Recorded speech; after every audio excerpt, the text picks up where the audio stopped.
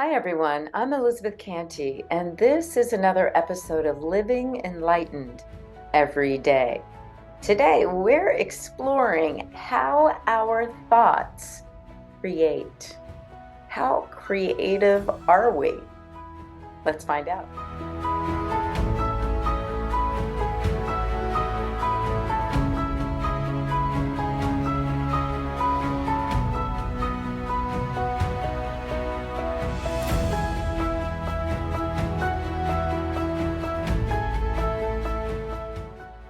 I'm Elizabeth Cantey, and I am an inner transformation coach. I love helping people love their life and live their passion every single day. I believe that as we integrate spirit, mind, and body, we create a life that we are passionate about, that we love, that we experience more love, more peace, and more joy. Today, we're looking at how our thoughts can create that for ourselves or block that in our lives. This week, I have been inundated with the ideas around thoughts being creative. You've heard the phrases like thoughts are things. Thoughts create things. Thoughts are creative. Change your thinking, change your life, right? You've heard a lot of these sayings, and now it isn't just a spiritual idea.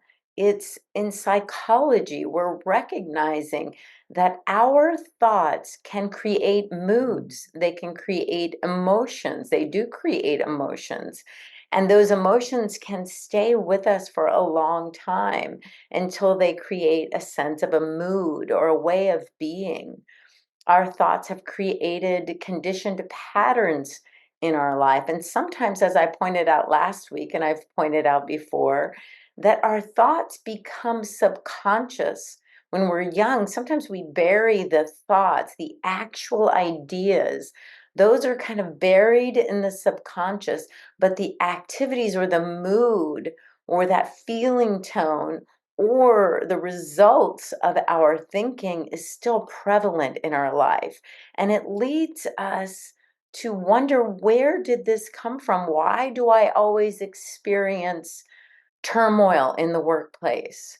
Or turmoil with my family or with my kids, or why do I always feel rushed, or whatever the situations are in our life, which aren't ideal. They're not our idea of an ideal situation.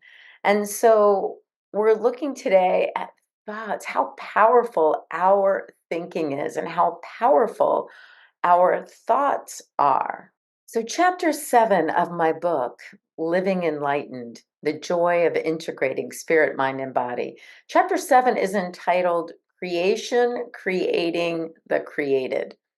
And I really talk about the process of creation. And I'm going to read a little bit here. If we imagine the all that there is, God, spirit, universe, life itself, before anything, let's say before the Big Bang, we can imagine that the self existent creator imagines or thinks inside of itself or desires or has an idea, a thought, and then exploding into creation. It's the big bang of exhibition and manifested form. The universe we know or have theorized, let's say, is continually expressing and expanding. Spirit thinks into itself, and through a very precise law of itself, what it imagines, it forms, it manifests, and makes real as itself. We can recognize these three steps or three stages as a creative process. And this creative process is what we would call a law, an impersonal law, just like the laws of gravity, the laws of aerodynamics. The law of gravity doesn't just hold someone to the earth who's good. It can't differentiate between what is good and what is bad. The gravity holds everything right where it's meant to be. Same with the laws of aerodynamics, the laws of any physical law. It works all the time the same for any reason. In other words, the reason behind why we're using any law doesn't make any difference. Same with the creative process. The law says yes. This is what we hear in the law of attraction. It's like the law of attraction can only say yes. It can never say no. It can never say, I'm not going to create that. That's negative. I'm not going to create that. That's lack and limitation. It isn't able to say that. The law is impersonal. It must create what is held as a consistent idea in the mind of what we call spirit or the universal presence. The seeming myriad of forms that we see and experience as life unfolding outside of ourselves is the manifest body of this thinking. Larry Dossey said that the garden is a metaphor for life, and gardening is a symbol of the spiritual path. And I love this. And it's one of the most easiest metaphors to talk about how our thoughts are creative. We know that a seed holds within itself all the information it needs to become the thing which it was intended to become.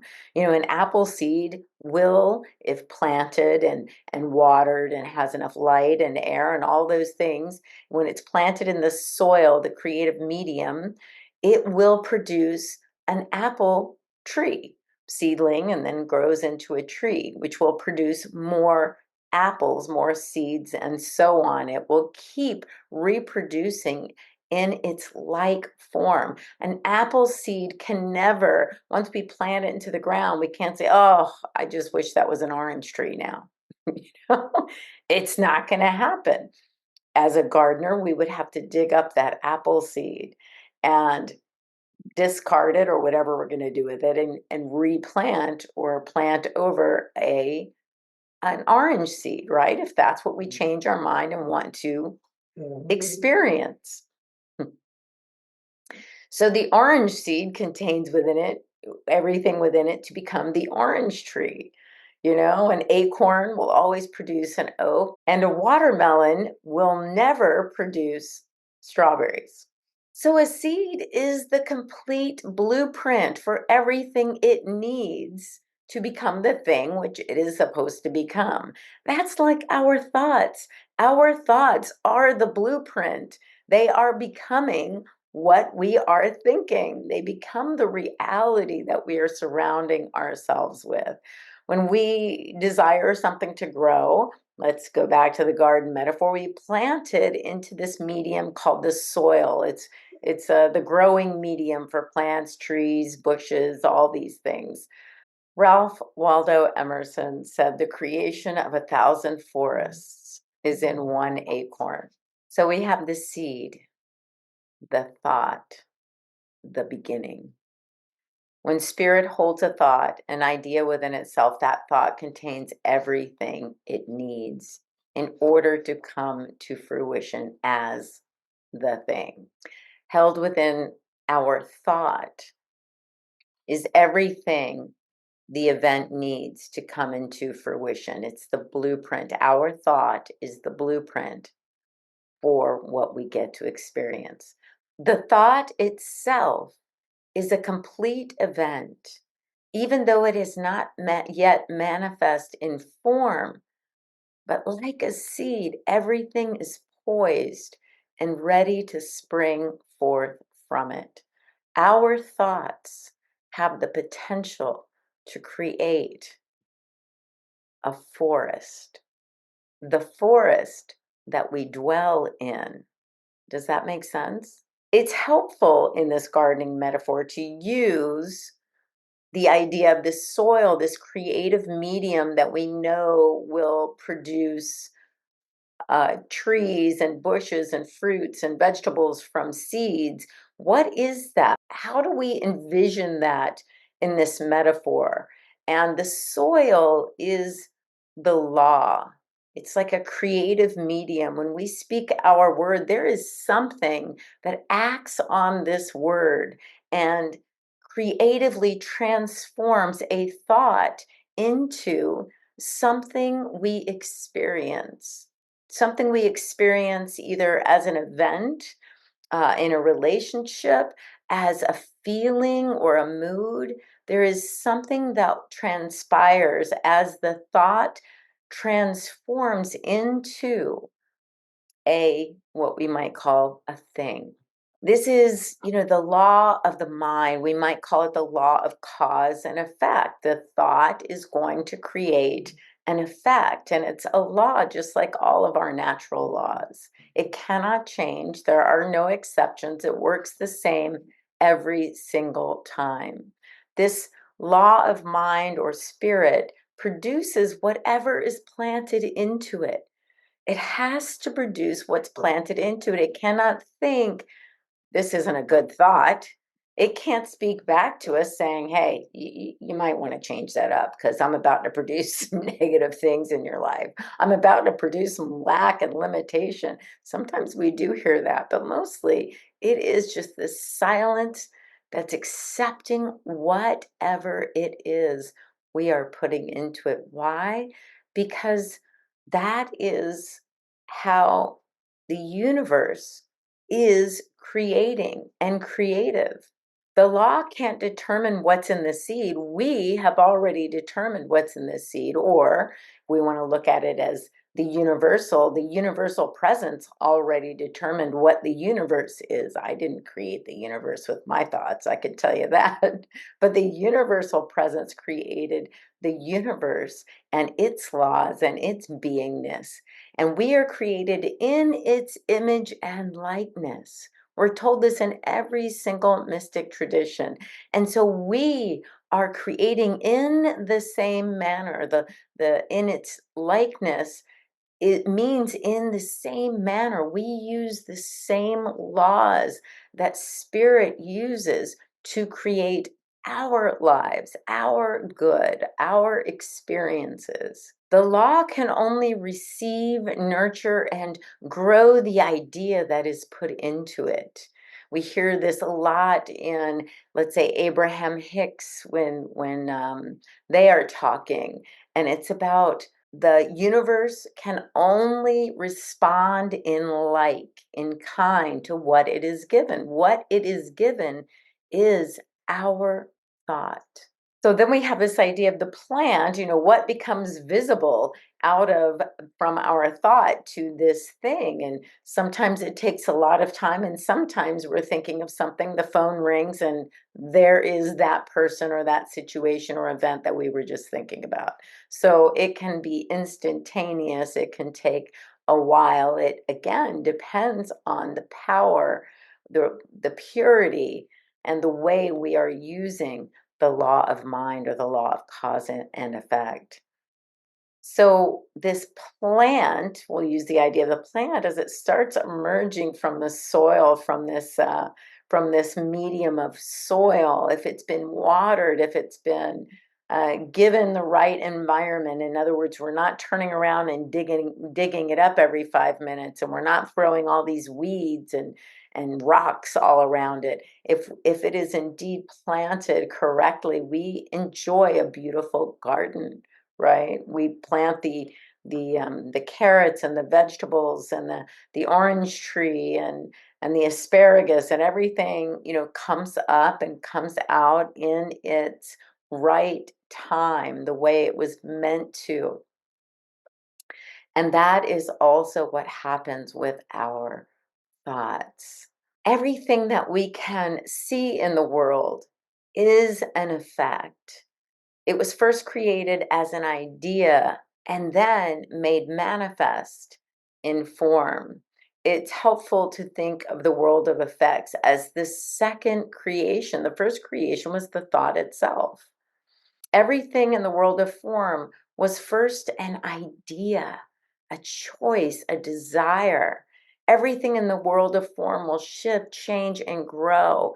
It will grow, and then its time will have come, and it will pass. There is nothing in the world of form that is meant to last, not the sun, not the rivers, the lakes, not the earth, not the planets. Nothing is meant to last forever. The world of form passes away. In a way, we can think of it like our thoughts. Our thoughts seem to come and go.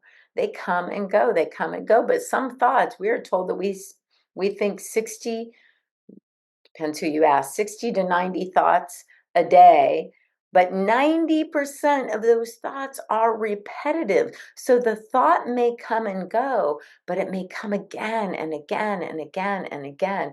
And that is the thought we are planting into the creative medium, the law of cause and effect. We will see the effect of that thought that is constantly there, whether it's in the background or the foreground, meaning whether we are conscious of it or not conscious of it. Our thoughts are creating. In the Christian New Testament, in John 1:1 states, in the beginning was the Word. And then the Word of God creates. What is a word but a symbol for a thought or an inspiration or a desire, a movement into expression. So there's first a thought and then a word.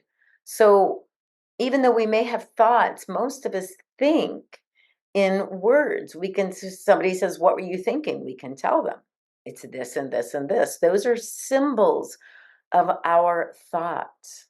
So the word is with God, within God, is God. There's nothing other than God. And then it is transmuted or transformed by the law of God and passes into form, which we would call the body of God. So the word, thought, or idea was before anything, and then through the law becomes everything. The word creates all that there is in form. So in the beginning was no thingness, and then energy, movement, desire, an idea, a thought, a word. The word being consistent becomes created and creation. John says, out of the word, all things were made, and without the word, nothing was made. In other words, without the thought or the idea, no thing can be formed. So when we think of this creative process for ourselves, it's the idea of as above, so below. Again, that is in every mystic tradition, that we're created in this image and likeness to create. We are creative beings, and we are creating whether we know it or not. Our thought is creative. So just imagine how and what we are creating with our negativity, with our gossip, with our judgments and condemnation, with our thinking that we are less than. All of those things are always creating, because thought is powerful. And the consistency of our thought is consistently creating. So, what are we creating? What are we creating? The things that we are communicating, the things that we take the time to move from this feeling to a thought, to then speaking and communing and communicating. That is powerful, that we have taken that process and put it out there.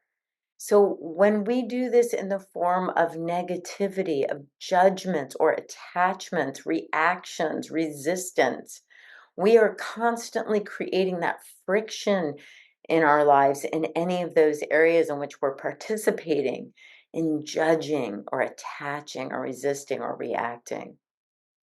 And the opposite is true when we take a feeling of love or joy or peace that is our true nature, when we choose to express that or communicate that, we are creating more and more of that in our lives. It shows up in our relationships, in our work environments, in our simple activities in our life. They become more joyful, more loving, more conscious. We can see the presence of spirit in all of our activities simply by expressing or experiencing the love that is inherently there. Our thoughts are so powerful.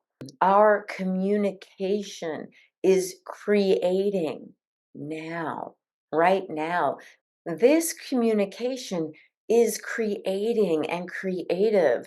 And that's why I invite you, as we begin these podcasts, to listen for that which serves you. You'll find it. Listen for that which uplifts you. You will find it. And listen for that which inspires you. You will find it.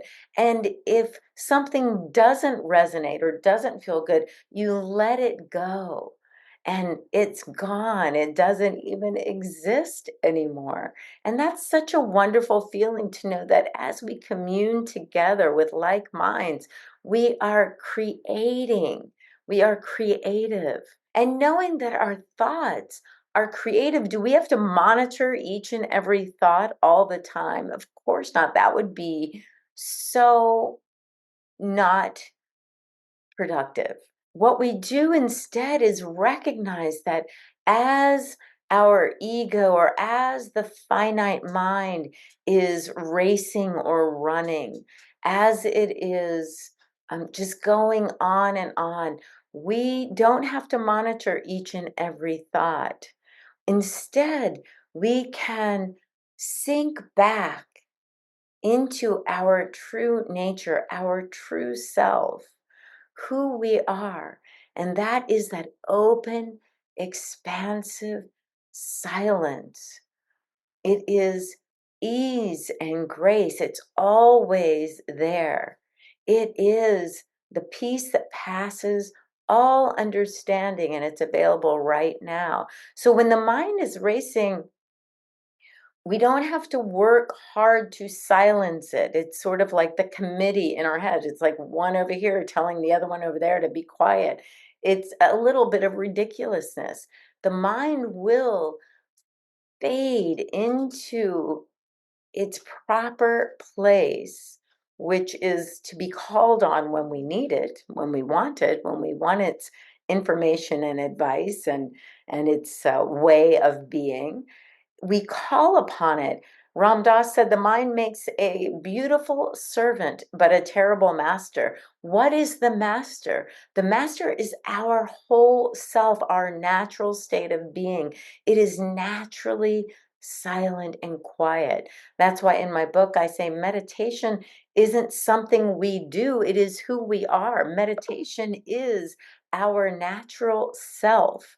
So when we step into, that's a weird word because we don't go anywhere. When we sink into or we just recognize, remember the truth of our being, when we breathe into that, the mind will naturally just fade into a little bit of a distance. It's like the refrigerator humming in the background. And when we need to recall someone's name or when we need to recall grandmom's recipe for stir-fried rice, whatever it is, we can call that up. We are the master of using the mind, and we stop letting the mind master us in our situations. So in this creative process, we're always creating. And when we sink into our true nature, what is revealed through the creative process is more of that, more peace, more power, more joy, more abundance, more love and loving expressions. That's what we see because that's what we are seeing from. That's what's planted in the garden of our life.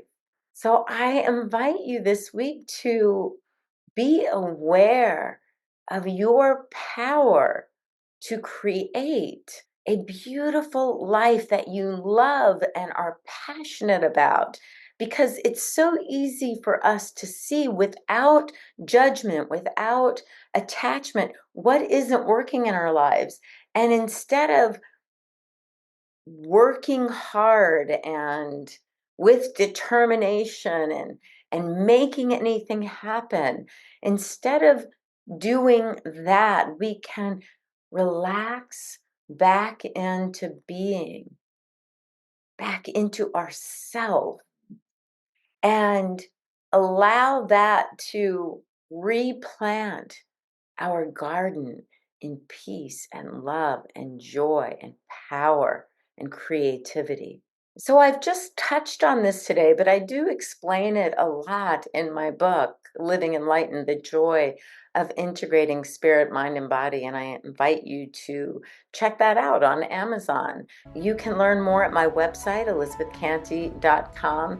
And very soon, I am taking on new clients. So if you want some one-on-one experience in creating the life of your dreams, give me a call. This week, I hope you laugh because you'll be creating more laughter. I hope you love because you will be creating more loving relationships in your life.